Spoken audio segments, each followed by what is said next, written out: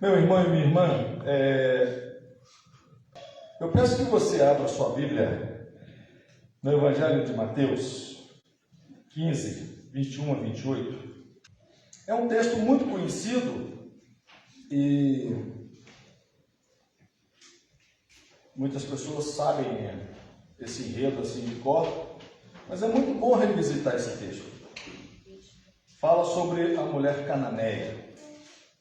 Diz assim: partindo Jesus dali, retirou-se para os lados de Tiro e Sidom, e eis que uma mulher cananeia que viera daquelas regiões clamava: Senhor, filho de Davi, tem compaixão de mim. Minha filha está horrivelmente endemoniada. Ele, porém, não lhe respondeu palavra, e os seus discípulos, aproximando-se, rogaram-lhe: despede-a, pois vem clamando atrás de nós. Mas Jesus respondeu: não fui enviado senão às ovelhas perdidas da casa de Israel. Ela, porém, veio e o adorou, dizendo: Senhor, socorre-me. Então ele, respondendo, disse: não é bom tomar o pão dos filhos e lançá-lo aos cachorrinhos. Ela, contudo, replicou: sim, Senhor. Porém, os cachorrinhos comem das migalhas que caem da mesa dos seus donos.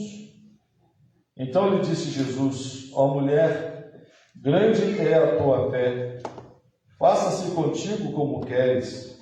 E desde aquele momento, sua filha ficou sã. Que Deus abençoe, meus irmãos e irmãs, a compreensão desse texto no nosso coração. Interessante esse texto sob vários aspectos. Primeiro aspecto, Jesus, do ponto de vista humano, era um judeu, de ascendência de Davi, da casa de Davi. Então Jesus era um judeu proclamando uma mensagem diferente, que resolveu sair da sua terra, da sua nação. Não vou usar no linguajar de hoje, né? Claro que a geopolítica daquela época não é como hoje, nós temos países, né? Mas é como se fosse país. Jesus saiu do seu país, saiu ali da Palestina e foi para onde hoje é o Líbano. Jesus entrou então numa terra estranha. Marcos 7 diz que Jesus entrou na casa e ficou quieto. Jesus queria descansar. Me poupe, né? Jesus não descansava de jeito nenhum. Toda hora que ele tentava descansar, ia uma multidão atrás dele. Mas diz Marcos 7 que Jesus queria descansar. Ele queria ter um tempo de descanso e foi para outro país. É como se a gente saísse daqui e fosse para o Uruguai. Eu vou descansar no Uruguai. Mas o descanso de Jesus durou pouco, porque imediatamente uma multidão toda acorreu para aquele lugar onde ele estava.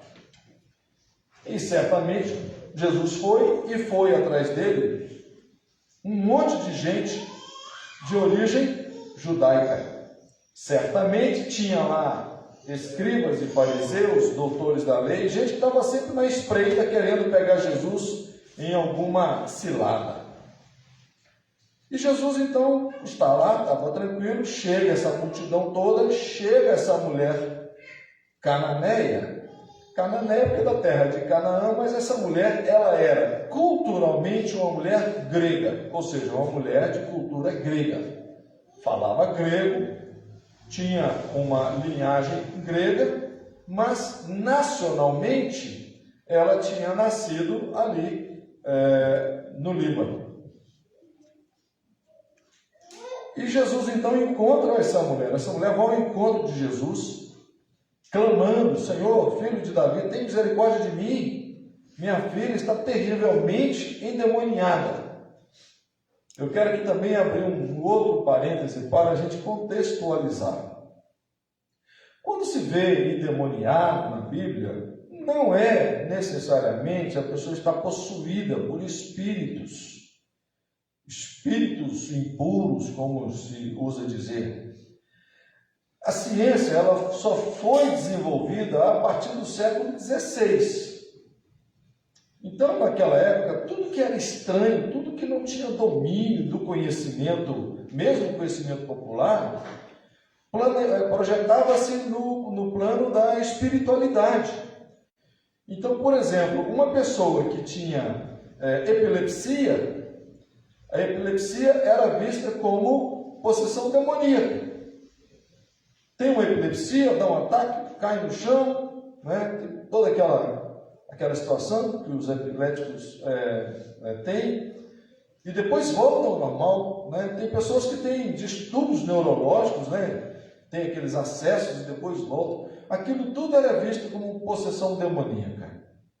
Muito provavelmente essa moça tinha um problema neurológico, um problema de epilepsia, e é isso. Tanto é que o texto fala que Jesus falou assim, e a filha dela ficou sã. Ficou sã, foi curada. Porque quando se trata de demônio, não se cura, né? Expulsa. Então, só para poder compreender que nem sempre quando a Bíblia fala endemoniado, é necessariamente possessão por espíritos malignos que querem destruir a vida da pessoa. Mas é porque naquela época não existia ciência. Nos ajudou a entender muitos fenômenos da saúde humana, né? Dito isso, aquela mulher clamava para Jesus, clamava no meio daquela multidão, naquele país estranho, que falava outra língua, que tinha outras culturas, que adorava outro Deus, não era Deus Jeová que eles adoravam Baal, eles tinham outras culturas, e aquela mulher era de outra cultura, mas ela veio clamando para Jesus, e os discípulos falaram: Senhor, despede essa mulher, porque está incomodando, sabe? Está incomodando. Aí Jesus entendeu que os discípulos também eram judeus, obviamente, não queriam se misturar com aquela mulher, porque do ponto de vista judaico, aquela mulher era impura. Duplamente, primeiro por ser mulher, está ali em local público conversando com homem. Segundo, porque era uma mulher que não era judia. Ela não seguia os preceitos da lei, então ela era um ser de segunda classe mesmo, né? Com mais reforço ainda. E os discípulos também, obviamente, misóginos, óbvio. Tira essa mulher daqui, Jesus, tira essa mulher. Jesus entendeu qual que era dos discípulos. E Jesus estava sendo observado por um tanto de gente ali, escribas, fariseus, e Jesus falou do ponto de vista dentro do ritual judaico. Eu não fui enviado senão as ovelhas perdidas da casa de Israel. Isso Jesus falou, digamos, para agradar a plateia de judeus que estavam ali ouvindo, porque eles queriam que Jesus vacilasse. Jesus estava atuando dentro do figurino, dizendo aquilo que os judeus gostariam de ouvir. Eu não fui enviado senão as ovelhas perdidas da casa de Israel. Até aí Jesus estava dentro da lei. E a mulher escutou. Ela escutou. E ela, ao ter escutado, ela prostrou-se aos seus pés: Senhor, tem misericórdia de mim. Ela não era uma ovelha da casa de Israel, mas tem misericórdia de mim. Aí Jesus foi mais incisivo, cruel, entre aspas ainda, né? Jesus foi muito duro com aquela mulher, né? Chamou aquela mulher de cachorrinha. Porque é assim que os judeus chamavam os não-judeus, os pagãos, os gentios. Gentinha, gente de segunda classe, gente sem cultura, gente impura, de cachorros e de porcos. Imagina, chamar alguém de porco para judeu, o judeu que tem total aversão e resistência a porcos. Cachorros e porcos. Jesus, mais uma vez, dentro do estilão do rito judaico, humilha aquela mulher. A verdade é essa: Jesus é muito duro com aquela mulher. Eu pergunto: é justo tirar o pão da mesa dos filhos e deitá-lo aos cachorrinhos? Insinuando que aquela mulher era cachorrinha. Aquela mulher não contestou Jesus dentro da mesma lógica de Jesus. Ela não quis ali dizer: olha, vocês são assim, vocês nos menosprezam como povo, como etnia, como cultura, vocês são preconceituosos, vocês são mania de grandeza, né? Tudo isso ela poderia ter entrado com Jesus nessa discussão ali. Você é um xenófobo, misógino, né? Com os termos atuais. Ela falou assim: Senhor, os cachorrinhos comem as migalhas que caem na mesa. Procure na Bíblia alguém que tenha ganhado de Jesus numa discussão. Aquela mulher, com todo respeito, calou Jesus. Por quê? Não foi Jesus que ela calou, aquela mulher calou a cultura judaica, calou o preconceito judaico, calou a misoginia, a xenofobia, ela calou aquela estrutura social de visão religiosa, preconceituosa contra o diferente. Na verdade, não foi a Jesus que ela deu um cala-boca. Ela deu um cala-boca naquela cultura que Jesus representou muito bem ali. Exatamente para ver até que ponto iria a intolerância dos fariseus. Quando aquela mulher chegou naquele estado de humilhação tal, e mesmo assim ela não perdeu a sabedoria, falou: mas Senhor, os cachorrinhos comem as migalhas.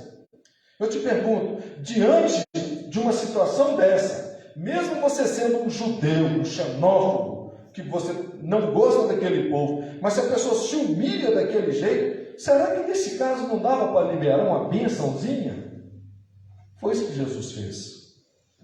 Quando aquela mulher chegou a esse grau de humilhação, de reconhecimento do seu estado, de rejeitada, de ignorada, de ser vítima de toda sorte de preconceito, por ser mulher, por ser estrangeira, por não ser judia e tudo mais, Jesus falou assim: grande é a tua fé, vai, a tua filha está sã. Jesus precisava desse diálogo para poder justificar que ele ia curar a filha daquela mulher.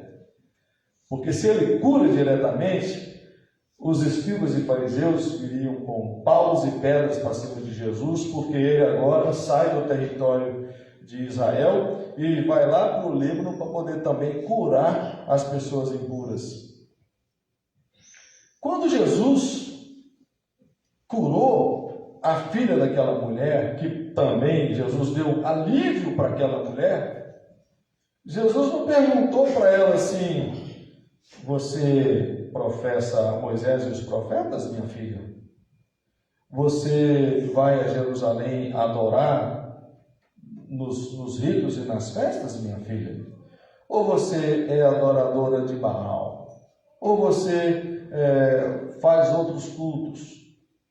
O texto não diz isso. Jesus não quis saber se aquela mulher, por ser de outra cultura, qual religião que ela professava, qual Deus que ela adorava, se era Baal, se era algum Deus grego, já que ela era de cultura grega. Jesus não fez nada disso. Jesus curou a filha daquela mulher e a despediu. Pode ser que aquela mulher tenha se tornado uma cristã depois, mas o texto não nos deixa compreender isso. Jesus não olhou. Eu vejo muitas vezes que nós, como igreja, fazemos um trabalho social, mas queremos de imediato colher o fruto. Eu vou dar assistência psicológica na segunda igreja, mas nós queremos ver as pessoas na igreja. Esse negócio de assistência psicológica e o sujeito continua católico, ou continua não crente, ou não sei o quê, não. Tem muita igreja que pensa que evangelizar é assim. Faz um negócio, faz uma obra social, mas quer trazer as pessoas para dentro. Jesus não fez nada disso. Curou. E o ensinamento de Jesus para os nossos dias de hoje, ele nos confronta. Toda vez que a gente pega o exemplo de Jesus e trazemos para o dia de hoje, a gente vê que nós estamos muito distantes da prática de Jesus. Nós estamos a anos-luz da prática de Jesus. Primeiro que dentro das nossas igrejas, a gente praticamente só recebe os sãos. A gente não gosta muito de ver diferente dentro da igreja. A gente gosta muito de ver gente igual a gente. E os judeus também gostavam de ver os seus iguais. Mas uma mulher impura, uma mulher que não fala a nossa língua, que não adora o nosso Deus, essa mulher é inconveniente, totalmente inconveniente. E Jesus cura a alma daquela mulher e cura a filha daquela mulher. Ontem nós, no Brasil, temos o nosso calendário cívico, dia 21 de janeiro, o dia de combate à intolerância religiosa. Esse dia foi escolhido na lei porque no dia 21 de janeiro de 2000, a mãe Gilda, uma mãe de santo em Salvador, morreu de desgosto, morreu de contrariedade, morreu de sofrimento de alma. Sabe por quê? Porque a Igreja Universal do Reino de Deus encetou uma campanha terrível contra ela no jornal Folha Universal, denunciando ela por charlatanismo, por tantas outras coisas. E ela não suportou, porque aí muitas pessoas passaram de ir ao terreiro, foi vítima de agressões físicas, de depredação e tudo mais. Hoje, nos aglomerados no Rio de Janeiro, as pessoas de religião de matriz africana não conseguem fazer suas reuniões, suas celebrações, porque nós temos lá no Rio de Janeiro os traficantes de Cristo, armados, traficam drogas e são de Cristo. Eles não permitem que os terreiros de candomblé funcionem. Só pode igreja evangélica. A igreja evangélica agora vivendo sob a proteção dos traficantes de Cristo. Você acha que você está sonhando? E as igrejas em conivência com isso? Pessoas que não têm a liberdade de exercer a sua religiosidade. E nós sabemos que no caso dos terreiros de candomblé, isso tem tudo a ver com aquilo que nós chamamos de racismo estrutural, ou seja, a perseguição à religião dos pretos. É a religião dos pretos. Porque eu nunca vi um pai crente pegar o Thor, que é uma divindade viking, e queimá-lo. Eu nunca vi um pai crente pegar um preto velho e dar de presente para o seu filho para ir brincar. Mas o Thor, ele dá. Sabe por quê? Porque o Thor é lourinho. O Thor é todo bonitinho, parece o He-Man, mas é uma divindade viking. É igual, só que de um lado é branco, do outro lado é preto.